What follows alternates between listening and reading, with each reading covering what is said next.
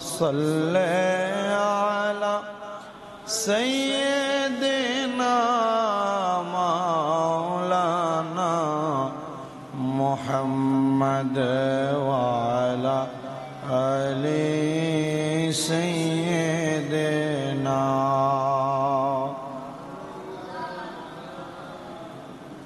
اپنے مولا کا پیارا ہمارا نبی، اپنے مولا کا پیارا ہمارا نبی، دونوں عالم کا دلہا ہمارا نبی، دونوں عالم کا دلہا ہمارا نبی، سب سے اولا اعلیٰ ہمارا نبی، سب سے بالا اعلیٰ ہمارا نبی. بج میں آخر کا شام فیروزہ ہوا، بج میں آخر کا شام فیروزہ ہوا، نور اول کا جلوہ ہمارا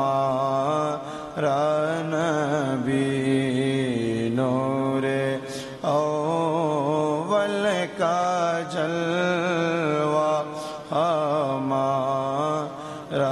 نبی، جس کو شایا ہے عرش خدا پر جلوس، جس کو شایا ہے عرش خدا پر جلوس، ہے اوہ سلطان والا ہمارا نبی، سب سے اعلیٰ ہو اعلیٰ ہمارا نبی، خلقوں سے اولیاء، اولیاء سے رسول، خلقوں سے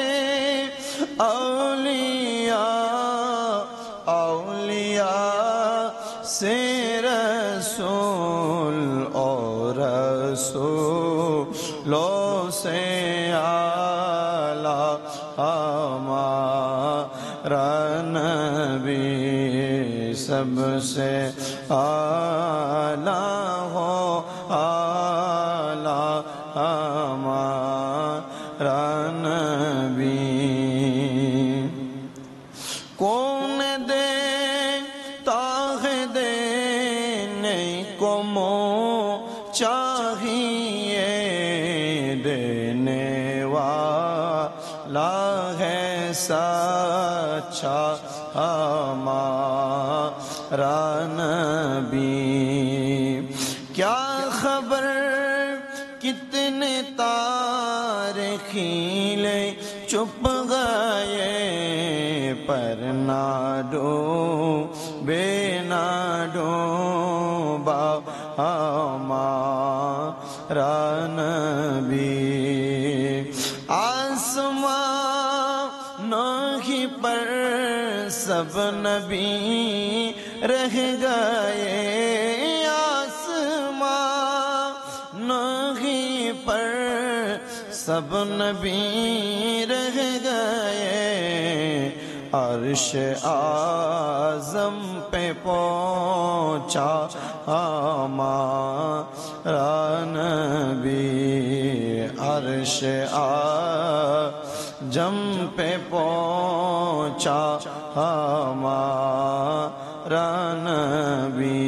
सलातुन्या रसूल अल्लाह अलैकुम सलामुन्या हबीब अल्लाह अलैकुम सलातुन्या रसूल अलैकुम सलामुन्या। बना दो मेरे सीने को मदीना, निकालो ये बहर गम से ये सफीना। सलातुन्या रसूल अल्लाह अलैकुम सलामुन्या। সবাই মোহাব্বতের আওয়াজে উচ্চ কণ্ঠে জবান ছেড়ে দিয়ে পড়ি আলহামদুলিল্লাহ। মুআজ্জিজ সদরে মুহতারাম, দিগার দিনদার ইমানদার মুত্তাকিন মুসলিনে কেরাম, আজকে পবিত্র জিলহজ মাসের তৃতীয় জুমার নামাজ আদায় করার জন্য আমরা আল্লাহর ঘর মসজিদের মধ্যে উপস্থিত হয়েছি। মহান আল্লাহ জাল্লা শানুহু আমাদেরকে দুনিয়ার ব্যস্ততা থেকে দূরে রেখে মহান আল্লাহর সান্নিধ্য অর্জন করার জন্য আল্লাহর ঘর মসজিদে দুনিয়ার ব্যস্ততা থেকে দূরে রেখে দুনিয়ার অসুস্থতা থেকে আল্লাহ তাআলা আমাদেরকে শেফা দান করে আল্লাহর ঘরে আসার বসার তৌফিক দান করেছেন। সেই শুকর গুজার আদায় করে জবান ছেড়ে দিয়ে এক বাক্যে জোরে পড়ি আলহামদুলিল্লাহ। উপস্থিত হাজিরিন, আমরা ধারাবাহিকভাবে খোলাফায়ে রাশিদিন ইসলামের 4 জন খলিফা তাদের জীবনীর আলোচনা করতেছিলাম। তার মাঝে আবু বকর সিদ্দিক রাদিয়াল্লাহু তাআলা আনহুর জীবনী,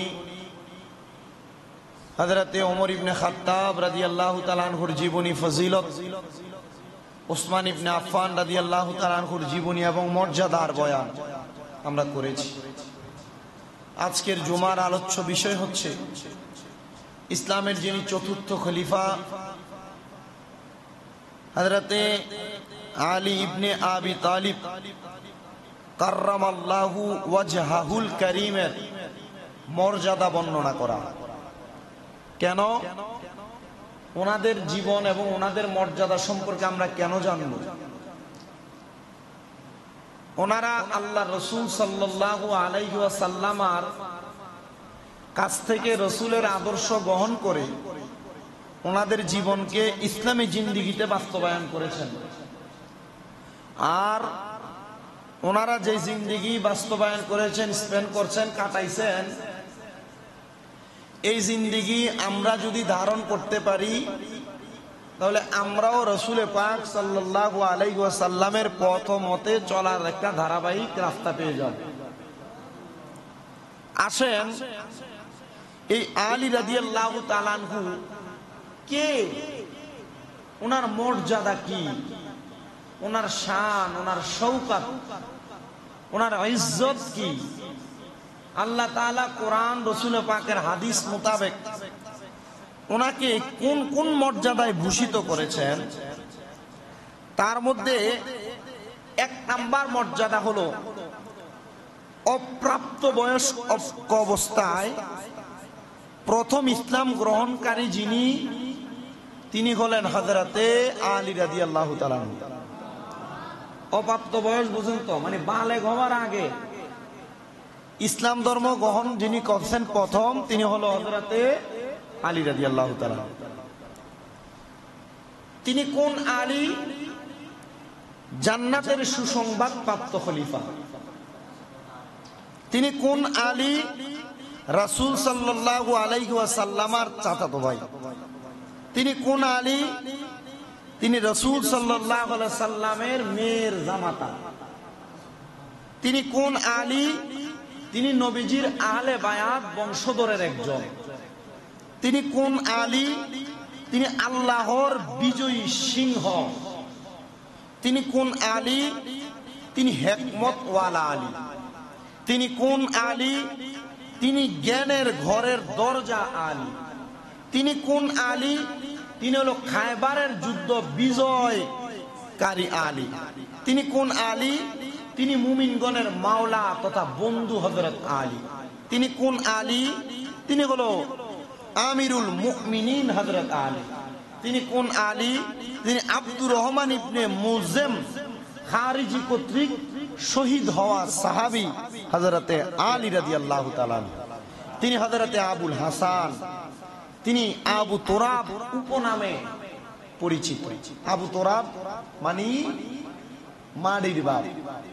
কিসের বাপ?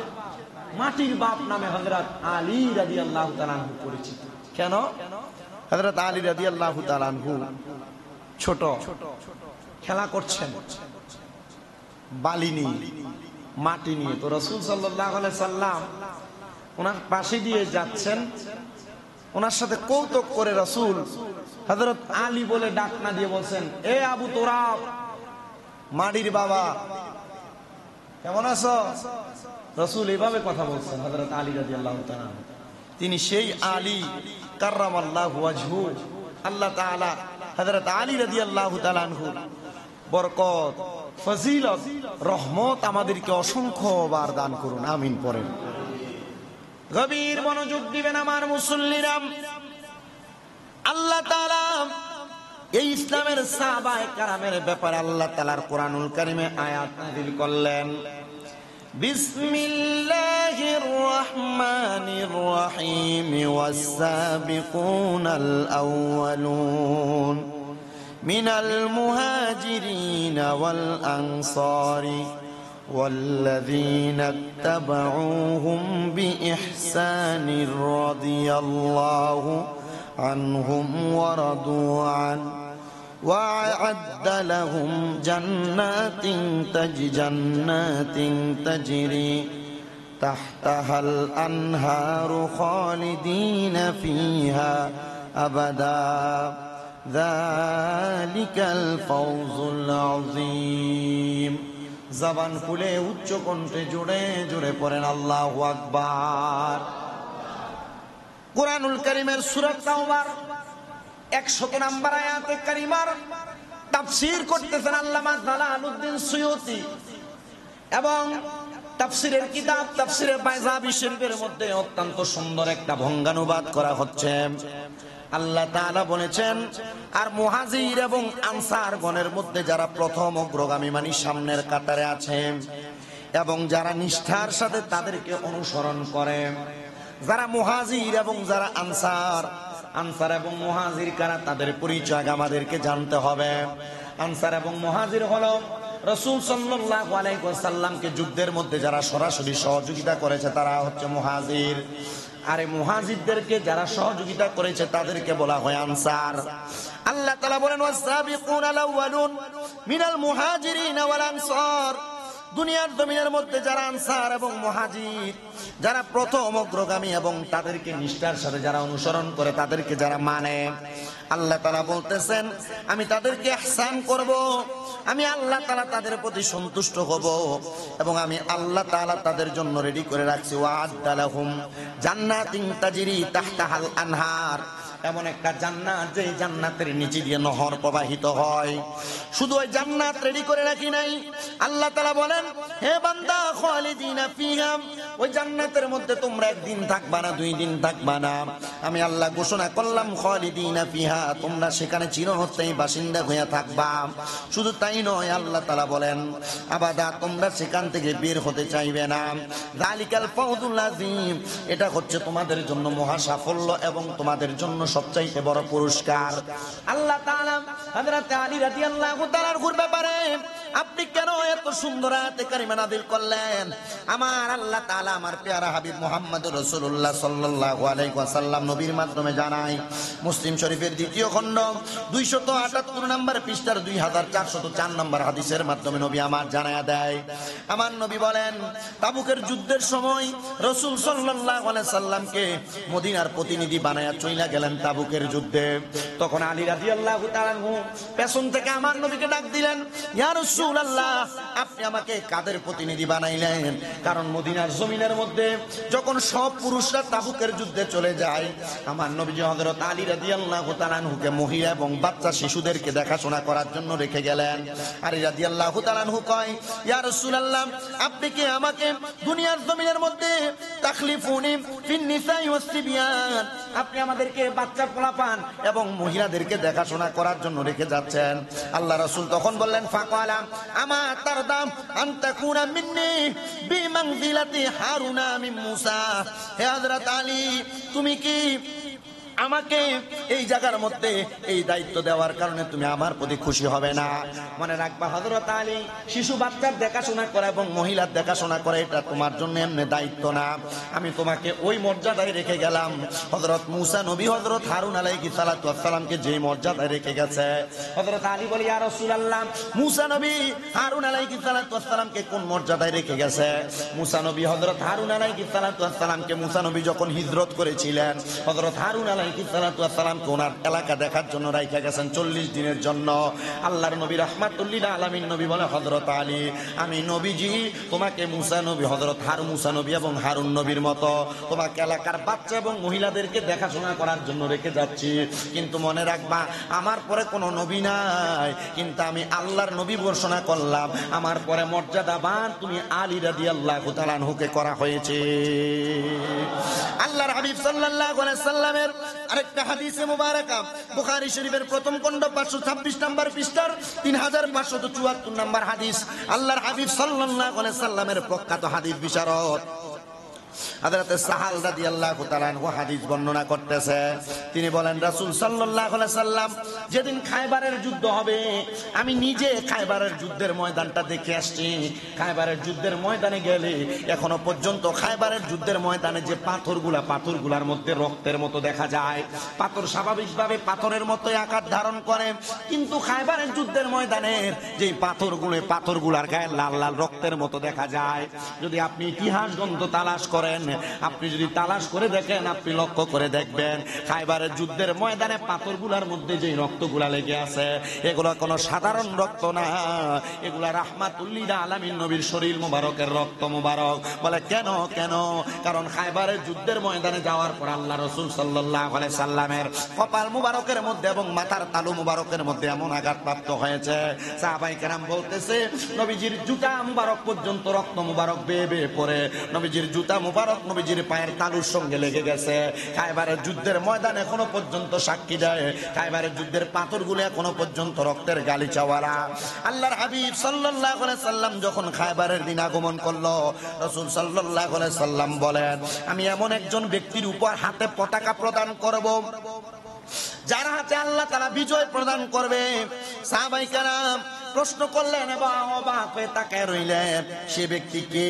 বলে, আল্লাহ তাকে ভালোবাসেন এবং রাসূল তাকে ভালোবাসেন, সেই ব্যক্তিও আল্লাহ এবং তার রাসূলকে ভালোবাসেন। সাহাবায়ে কেরাম বলে, ওই দিন রাত্রবেলা সারা রাত্র আমরা জল্পনা কল্পনা করতে লাগলাম, নবী তো আমাকেও ভালোবাসে, আমি আল্লাহ রাসূলকে ভালোবাসি। আল্লাহর হাবিবের সব সাহাবায়ে কেরাম অবাক হয়ে গেলেন, হয়তো বিজয়ের পতাকাটা মনে হয় আমাদের হাতে দেওয়া হবে। সব সাহাবায়ে কেরাম আমার নবীজির সামনে দাঁড়াইলেন, আর তাদের মাঝে কাকে পতাকা দেওয়া হবে? সকালবেলা রাসূল সাল্লাল্লাহু আলাইহি সাল্লামের নিকট লোকগুলো আগমন করলেন, প্রত্যেকে আশা করলো হয়তো তার হাতে দেওয়া হবে। যত সাহাবায়ে কেরাম তারা মনে করলেন সবার হাতে মনে হয় পতাকা দেওয়া হবে।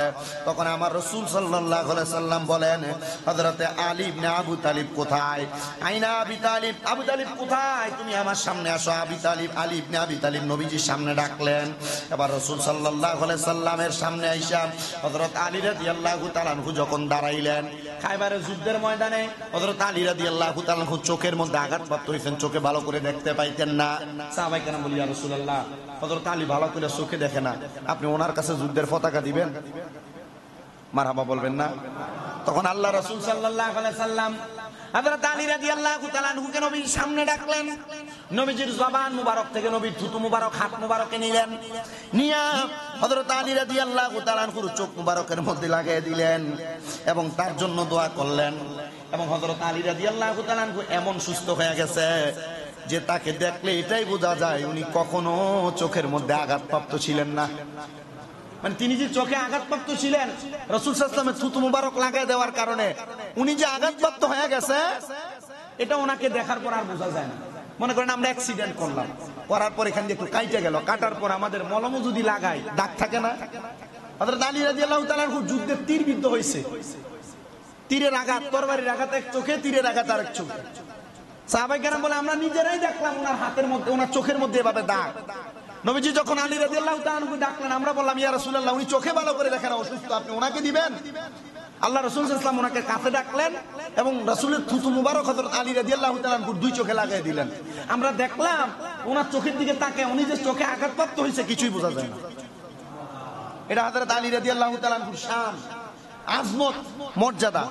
নবীজি সাল্লাল্লাহু আলাইহি সাল্লাম ওই খায়বারের যুদ্ধের পতাকা ওনার হাতে তুলে দিলেন এবং আলী রাদিয়াল্লাহু তাআলা আনহু বললেন, ফাকালা আলীউন ইয়া রাসূলুল্লাহি উকাতিলুহুম হাত্তা ইয়াকুনু মিসলানা ক্বালা আনফুস আলা রিসলিকা হাত্তা তানজিলা বিসাহাতিহিম।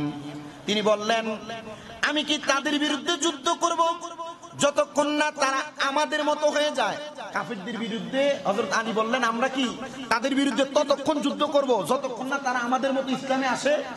তখন আল্লাহ রাসূল বলেন, হে আলী তুমি ধীরে সুস্থে বের হও, তাদের মাঝে যাও, ইসলামের দাওয়াত দাও, তাদেরকে ইসলামের দিকে আহ্বান করো, হকের ব্যাপারে তাদেরকে এমন ভাবে সুসংবাদ দাও, আল্লাহর শপথ তোমার মাধ্যমে আল্লাহ একজন ব্যক্তিকে হেদায়েত করা তোমার জন্য লাল ওট হওয়ার থেকে অধিক উত্তম একটা সাদকা প্রদান করবে।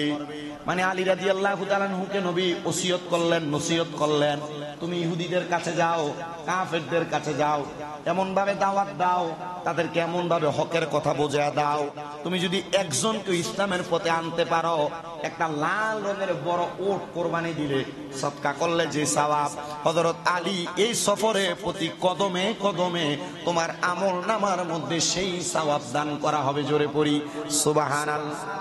নবীজির প্রখ্যাত সাহাবী হযরত আলী রাদিয়াল্লাহু তাআলা আনহুর ব্যাপারে হযরত ওমর ইবনে খাত্তাব রাদিয়াল্লাহু তাআলা আনহু বর্ণনা করেন, রাসূল সাল্লাল্লাহু আলাইহি সাল্লাম তার সাহাবীদের মাঝে ভ্রাতৃত্বের বন্ধন সৃষ্টি করে দেন।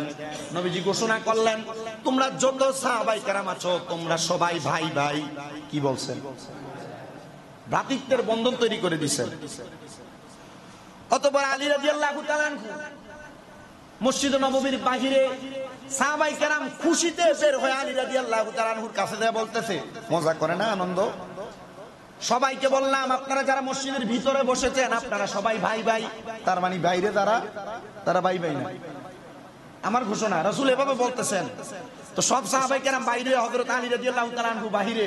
যাকে আলী নবীজি ঘোষণা দিছে আমরা যারা নবীজির সামনে ছিলাম আজকে আমরা সবাই ভাই ভাই, তুমি তো নবীজির সামনে ছিলা না।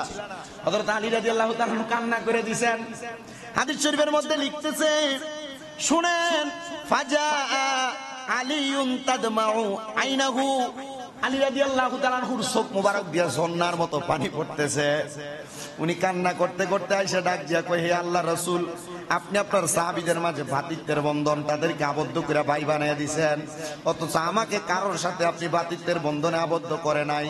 আমার নবী ডাক দিয়া কয়, ফাকালা লাহু রাসূলুল্লাহ সাল্লাল্লাহু আলাইহি সাল্লাম আনতা আখি ফিদ দুনিয়া ওয়াল আখিরাহ। আমার নবী বলে, হে আলী তুমি হইলা আমার দুনিয়া এবং আখিরাতের বন্ধু। সবাইকে আমি ভাই বানায় দিছি, তুমি আলীরে আমার বন্ধু বানাইছি। তো যে ব্যক্তি বন্ধু টান বেশি, মুহাব্বত বেশি, এই জন্য তুমি খুশি হয়ে যাও। হযরত আলী এবার বাহিরে যায় সব সাহাবায়ে কেরামরে কয়, তোমরা রে ভাই বানাইছে। নবী আমারে বলছে ইয়া আলী আনতা আখি ফিদ দুনিয়া ওয়াল আখিরাত, তুমি আলী হইলা আমার দুনিয়া এবং আখিরাতের বন্ধু।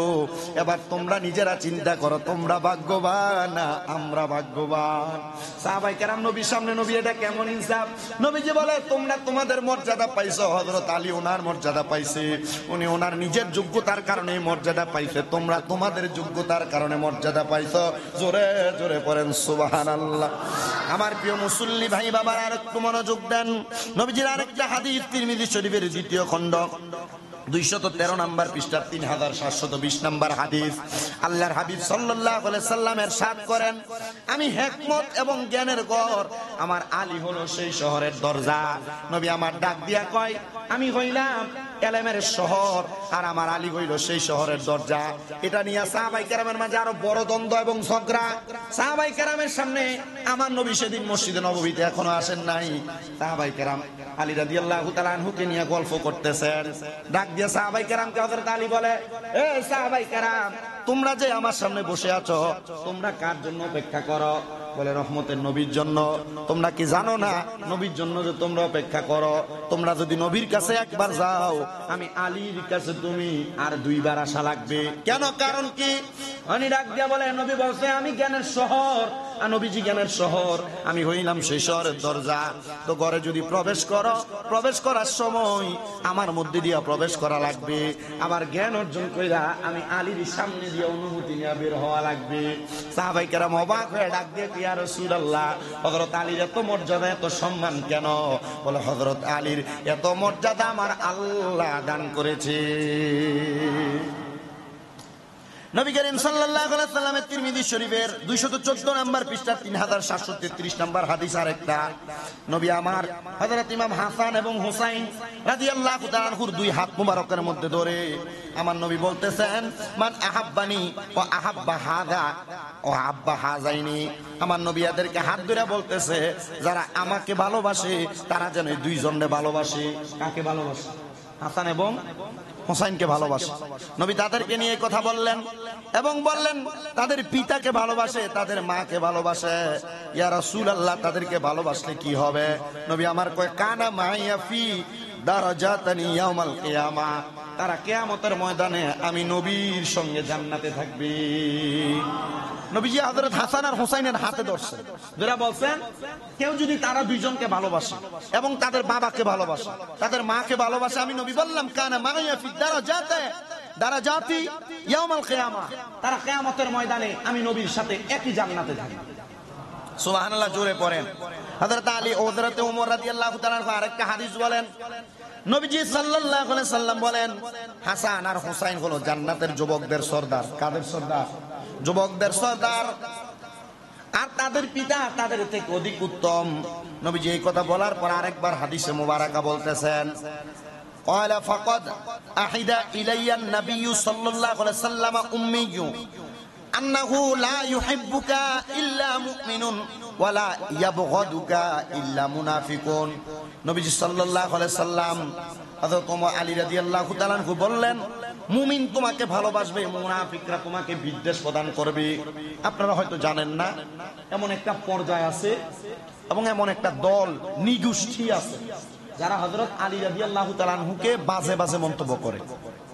হযরত আলী রাদিয়াল্লাহু তাআলা আনহুকে বাজে বাজে মন্তব্য করে।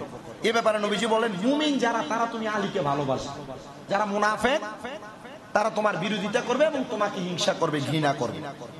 পরবর্তীতে নবীজি আবার বলেন, এবার নবীজি ইসলামের 10 জন জান্নাতি ব্যক্তির নবী ঘোষণা দিছিলেন না?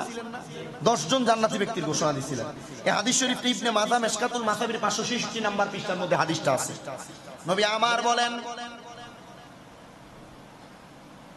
আবু বকর ফিল জান্নাহ, ইসলামের 10 জন জান্নাতীর মধ্যে আবু বকর জান্নাতি, ওয়া উমারু ফিল জান্নাহ, হযরত ওমর রাদিয়াল্লাহু তাআলা আনহু জান্নাতি, ওয়া উসমানু ফিল জান্নাহ, উসমান রাদিয়াল্লাহু তাআলা আনহু জান্নাতি, ওয়া আলিয়ুন ফিল জান্নাহ, হযরত আলী রাদিয়াল্লাহু তাআলা আনহু জান্নাতি, ওয়া তালহাতু ফিল জান্নাহ, হযরত তালহা রাদিয়াল্লাহু তাআলা আনহু জান্নাতি, ওয়া জুবাইরু ফিল জান্নাহ, হযরত জুবাইর রাদিয়াল্লাহু তাআলা আনহু জান্নাতি, ওয়া আব্দুর রহমান ইবনে আউফ ফিল জান্নাহ, আব্দুর রহমান ইবনে আউফ রাদিয়াল্লাহু তাআলা আনহু জান্নাতি, ওয়া সাদ ইবনে আবি ওয়াক্কাস ফিল জান্নাহ, সাদ ইবনে আবি ওয়াক্কাস জান্নাতি, ওয়া সাঈদ ইবনে যায়েদ ফিল জান্নাহ, সাঈদ ইবনে যায়েদ জান্নাতি, ওয়া আবু উবাইদা ইবনে আবু উবাইদা ইবনে জাররা ফিল জান্নাহ, আবু উবাইদা ইবনে জাররা জান্নাতি। নবীজি এমন ভাবে 10 জন ব্যক্তিকে জান্নাতি ঘোষণা করলেন। ইয়া রাসূলুল্লাহ কেন করলেন? বলে এই 10 জনের মধ্যে আমার আলী রাদিয়াল্লাহু তাআলা আনহু আছে, এইজন্য আলী রাদিয়াল্লাহু তাআলা আনহুর মহব্বতে এই 10 জনকে আমি নবী জান্নাতি ঘোষণা করে দিলাম। জোরে পড়ি সুবহানাল্লাহ। আল্লাহর হাবিবের আরেকটা হাদিসে মুবারাকা, বড় সুন্দর হাদিসে মুবারাকা, যে হাদিস মিশকাতুল মাসাবির 565। তারা আমার প্রতি মিথ্যা অপবাদ প্রদান করবে। মনে রাখতে হবে সাহাবায়ে কেরামের ব্যাপারে কোনো বাড়াবাড়ি নয়, সাহাবায়ে কেরামের ব্যাপারে কোনো বার্গেনিং নয়। সাহাবায়ে কেরামকে এমন ভাবে ভালোবাসতে হবে যে মাপকাঠি রেখে আল্লাহ রাসূল আমাদেরকে যেভাবে বলেছেন, একটা নিগুষ্টি শিয়াবাদ যেটাকে বলা হয়, হযরত আলী রাদিয়াল্লাহু তাআলা আনহুকে এমন প্রশংসা করে করতে করতে তারা দেখবেন মুহররম মাস আসলে পিঠের মধ্যে ছুরি দ্বারা চাবুক দ্বারা আঘাত করে। এটা হারাম, ইসলাম এটা না জায়েজ। কিন্তু এরা হযরত আলী রাদিয়াল্লাহু তাআলা আনহুকে মহব্বত করে বলে এরা পিঠের মধ্যে আঘাত করে না? এটা শিয়া নিগুষ্টির আলামত। তবে হযরত আলী রাদিয়াল্লাহু তাআলা আনহুকে মহব্বত যেহেতু আপনি করেন, হযরত আলী রাদিয়াল্লাহু তাআলা আনহু শহীদ হয়েছেন, ওনাকে মহব্বত করে আপনি দোয়া দুরূদ পড়েন, এক খতম কোরআন তেলাওয়াত করেন, দোয়া দুরূদ মিলাদ শরীফ পড়েন। এগুলা কেন করেন না? আপনি এগুলা করতে কে বলছে? আপনি নিজের শরীরে আঘাত করেন, এগুলা করা জায়েজ না, এগুলা করবেন না। আলী রাদিয়াল্লাহু তাআলা আনহুকে মহব্বত করেন, এটা ভালো কথা। ইসলামের চতুর্থ খলিফা এবং রাসূল সাল্লাল্লাহু আলাইহি ওয়াসাল্লাম বলছে আমার পরে কোনো নবী নাই, কিন্তু উনি মর্যাদাবান। আলী রাদিয়াল্লাহু তাআলা বলছেন জান্নাতের সুসংবাদ প্রাপ্ত, আমার মেয়ের জামাতা, এজন্য ওনাকে আপনারা মহব্বত করেন, বেশি সম্মান করেন, বেশি তাজিম করেন। মারহাবা পড়বেন না? হযরত আলী রাদিয়াল্লাহু তাআলা আনহুর এমন মর্যাদা, হযরত খাতুনে জান্নাত মা ফাতেমা, যিনি জান্নাতের মহিলাদের সরদারিনী, নবীজির কন্যা, উনি হযরত আলী রাদিয়াল্লাহু তাআলা আনহুর সাথে রাগ করে বাড়িতে চলে আসছেন। রাগ করে বাবার বাড়িতে চলে যায় না মহিলারা? চলে আসছেন। আল্লাহর হাবিব সাল্লাল্লাহু আলাইহি সাল্লাম খাতুনে জান্নাত ফাতেমাকে বলছে আমার আলী কোথায়? বলছেন কি কথা বলেন, আমার আলী কোথায়? খাতুনে জান্নাত চুপ রইলেন। আল্লাহ রাসূল খাতুনে জান্নাতকে ফিরিয়ে দিলেন, যান বাড়িতে যান, যায় জামাইরে নিয়ে এরপরে আসেন বাড়িতে। খাতুনে জান্নাতকে বলছেন হযরত আলীকে ছাড়া আমার বাড়িতে আপনি আসছেন কেন? আপনারা এই জিনিসটা মাথায় রেখেন। আপনাদের যাদের কন্যা বিবাহ দেন, জামাই লোকে রাগ করে আয়া পড়ে না, বাড়ির জায়গা দিয়েন না। দেখবেন জায়গা দিবেন, অশান্তি তৈরি হবে, ডিভোর্স। এই যে ডিভোর্স বাইরে যাচ্ছে কেন? এগুলা কারণ। ওই যে জামাই একটা থাপ্পড় দিছে, বাড়িতে চলে আসছে, আপনি চালাকি করে মায়ের কাছে মানলো কি রে গোলামের সাথে আয়ো, তার বাপ মা সব দিয়ে আইনামো আমি বাড়িতে, এরপর বিচার হওয়ার। আপনি মায়ের কিন্তু আপনি নিজে চান্স দিচ্ছেন, দেন নাই? আল্লাহ রাসূলের প্রত্যেকটা হাদিস আমাদের জন্য মানব জীবন বিধান হিসেবে আছে। আপনি যদি নবীজির মতো এভাবে পাঠিয়ে দিতেন, যাও জামাই রেলে আইও, নাইলে আমার বাড়ির জায়গা নাই, দেখতেন নাই এমনি শুরু। আপনি এটা করেন না, কথা বলেন না কেন? আপনি এবং এটা আপনাদের চাইতে, আপনারা যারা পুরুষ আছেন আপনাদের চাইতে বাড়ি করে যে মহিলারা শুনতেছেন, মা বোনের প্রতি আহ্বান, মেয়ে যদি স্বামীর বাড়ি থেকে রাগ করে চলে আসে, নবীজি খাতুনে জান্নাত ফাতেমার কি করছেন? বাড়িতে পাঠাইছেন, যাও জামাইরে নিয়ে আসো, ওদের আলীকে নিয়ে আসো, এরপরে আসবা। আপনারা এগুলা কইরেন, তাহলে দেখবেন যে মাইয়া আর রাগ করে আইতো না বেশি। মাগো বাপের বাড়ি তো জায়গা নাই, ঠিক কথা কন না কেন? দরকার আছে তো, এগুলো করবেন আপনারা। আল্লাহ তাআলা আমাদেরকে করার তৌফিক দান করুন। আস্তে আমিন, আর জোরে পড়ে না আমিন। হযরত আলী কাররামাল্লাহু ওয়াজহু অসুস্থ। কি হইছে? অসুস্থ। খাতুনে জান্নাত ফাতেমাতুজ জাহরা রাদিয়াল্লাহু তাআলা আনহারা এমন সাধারণ ভাবে খেদমত করেন নাই। আলী রাদিয়াল্লাহু তাআলা আনহু পা মুবারককে খাতুনে জান্নাতের চুল দিয়া সুন্দর করে পরিষ্কার করে দিয়েছেন। এখনকার বেরিয়েদের কোন আমনে চুল দিয়ে দিয়ে দিতে, একদম চুল দিয়ে আইছি, ঠিক না? আপনি গরম পানি করে দিতে বললে দিতে চায় না এখনকার মহিলারা। তবে যারা ভদ্র মহিলা, শালীন মহিলা, স্বামীর প্রতি যত্নবান, আদর্শবান, স্বামীকে মহব্বত করেওয়ালা মহিলা, এরা ভালোদের ব্যাপারে ভালো, ঠিক আছে না? আমরা করছি আগের তারা ছিল, অনকালা নাই, এখন কানাই। আল্লাহ তাআলা আমাদেরকে বোঝার তৌফিক দান করুন। আমি আমার মা বোনদের কাছে বলবো, আম্মা আমি বলি আপনারা জুমার দিন একটু তাড়াতাড়ি আইসেন। আমি যে বলি জুমার দিন আযান দিলে মহিলারা সকাল সকাল কাজকর্ম করে আমাদের মুসল্লায় বইয়েন, এ ওয়াজ দিকে বেরিয়ে যেতে দরকার নাই। বেরিয়ে ওয়াজ দিয়ে শুনলে লাভ হইতো না আপনারা? আপনি নিজে নাই ইয়া করবেন। আপনি যখন দেন মসজিদে আইয়েন তখন বেশি ভাত বয়, কারণ আপনি যাইয়া ভাত খাইবেন। আপনি এটা আগে আগে থেকে নসিহত করে সব কিছু ঠিকঠাক করেন যে জুমার দিনে তোমার কাজ হলো তাড়াতাড়ি ঘুম থেকে উঠবা, ফজর নামাজ পড়বা, নাস্তা বানাইবা, কোরআন তেলাওয়াত করবা, কইরা দুপুরের খানা রেডি করবা, আমি যে টাইমে গোসল করবো তুমিও করবা, আমি মসজিদে যাবো তুমি নামাজের মুসল্লায় বসবা। আপনার কন্তবুকে হাত দিয়া কেউ বেরিয়ে শাসন করছেন? করছেন আপনারা? বুকে হাত দিয়ে বলেন তো করছেন? শুক্রবার আপনার বাইক মেহমান বেশি আইয়েছে, এলাকার আমদা বেশি আমবে। আপনি এগুলা কইরেন, আপনার ঘরে শান্তি আসবে কই থেকে? আপনার কাছে মনে হয় শান্তি আসবে? আপনি মুসলমান দাবি করেন, কিন্তু মুসলমানের যে আদর্শ নৈতিকতা দিয়া আপনার ঘর সাজানোর কথা, আপনার ঘর সেভাবে নাই, জাহান্নাম বানায় রাখছেন এক এক ঘর। আপনি আমি একই জায়গায়। আমি যদি আমার ঘর ঠিক রাখতাম, আমার ঘরে এমন অশান্তি থাকবে না। কি কথা কন না কেন? তা আপনারা এটা কইরেন যে বইলেন বইরে সকালবেলা, আপনি সকালবেলা নিজেও ঘুমান, বেরিয়েও ঘুমান। আপনি নিজেও নামাজ পড়েন না, বেরিয়েও নামাজ পড়তে কন না আপনি। কি কথা কন না কেন? প্রথম আজকে ওয়া সুন্নাহ দিয়ে যদি বাইত কোন দিয়ে চান উঠছে বেরিয়ে তো আমরা এমন ফিসকারি করবো। আস্তে আস্তে এগুলা কইবো, আস্তে আস্তে ঠিক হয়ে যাবে। নিজেও কইরেন, নিজে বউরেও পড়ায়েন, নিজের সন্তানও পড়াইতে পাঠায়েন। কি দরকার নাই? দরকার নাই না। আপনি এখন থেকে আপনি যে আদর্শ তৈরি হবেন, আপনার সন্তান সেই আদর্শ অনুসরণ করবে। আপনি সন্তানের সামনে বিড়ি সিগারেট খাইবেন, গালাগালি করবেন, এই ভূতে আপনারও চাইতো না আপনার সামনে অমুকের গালি দিয়ে বই থাকবে।